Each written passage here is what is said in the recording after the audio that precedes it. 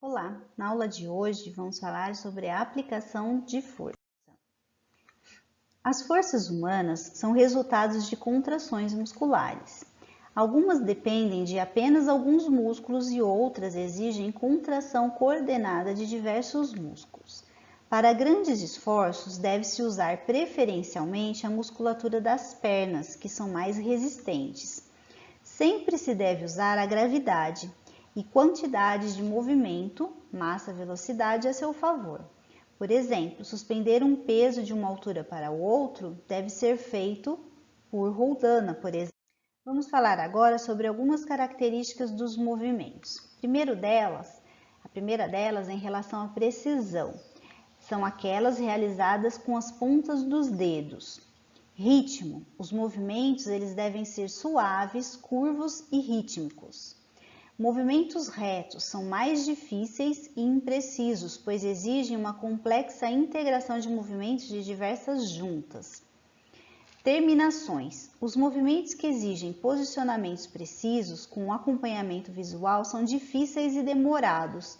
Sempre que possível, devem ser terminados com um posicionamento mecânico, como no caso da mão batendo contra um anteparo. Em relação à transmissão de movimentos e forças.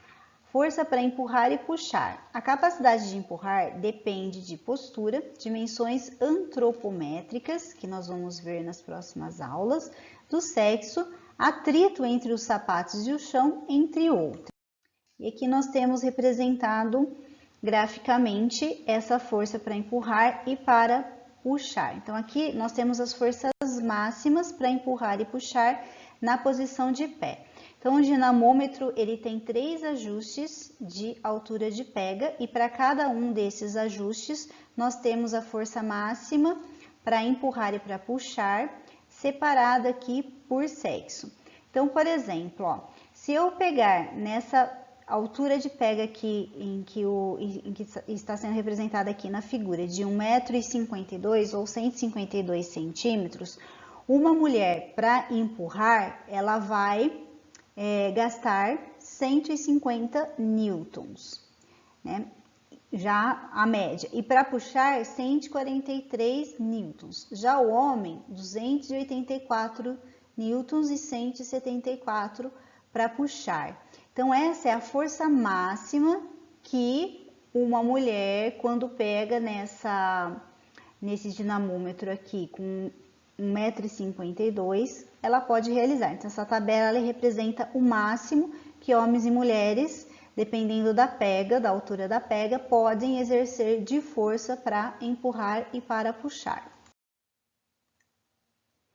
O alcance vertical. Quando o braço é mantido na posição elevada, acima dos ombros, os músculos dos ombros e bíceps se fatigam rapidamente. O alcance horizontal. Com um peso nas mãos, devido à distância relativamente grande desse peso em relação ao ombro, há uma solicitação maior dos músculos do ombro para contrabalancear o momento criado pelo peso. Então, aqui nós temos também representando, né, o alcance horizontal, tá? Aqui o alcance vertical, né, aqui na primeira figura.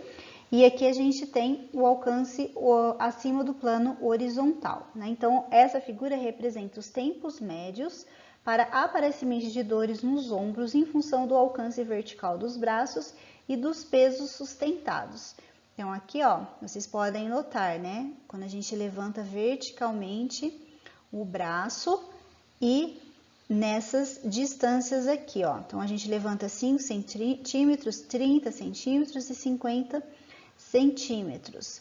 Então, por exemplo, ó, se eu levanto 50 centímetros, eu vou demorar 5 minutos com um peso, né, de 5 newtons, para começar a sentir dores. Já se eu aumento 30 centímetros, eu já levo um tempo de 10 minutos para começar a sentir dores e assim por diante. Em relação ao levantamento de cargas, nós temos levantamento esporádico, que é a capacidade muscular para levantar a carga, e o levantamento repetitivo, que é a capacidade energética do trabalhador e da fadiga física. A musculatura das costas é a que mais sofre com levantamento de pesos. A coluna vertebral tem pouca resistência a forças que não têm direção do seu eixo.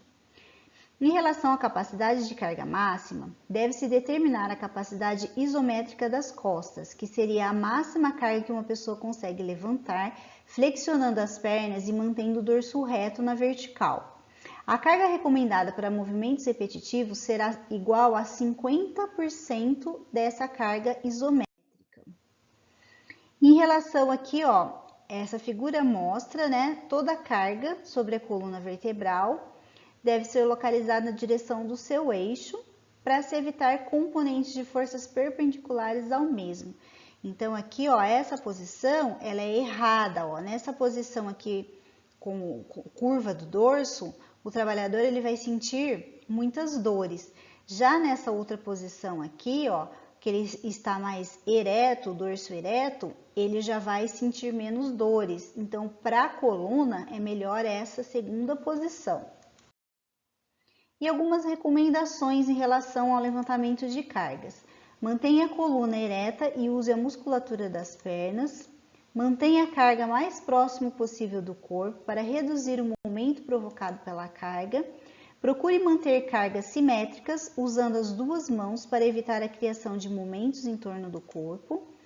E a carga ela deve estar 40 centímetros acima do piso. Se estiver abaixo, o carregamento deve ser feito em duas etapas. Primeiro, coloque-a inicialmente sobre uma plataforma e depois pegue-a em definitivo. Então, se ela estiver abaixo de 40 centímetros, primeiro vocês têm que pegar essa carga, colocar a 40 centímetros do piso para depois pegar ela em definitivo. Antes de levantar um peso, remova todos os obstáculos que possam atrapalhar os movimentos. E aqui nós temos uma exemplificação de carga vertical, né, de carga próxima ao corpo, de cargas simétricas e de uso de meios auxiliares para o transporte de cargas. Por hoje é só e até a próxima.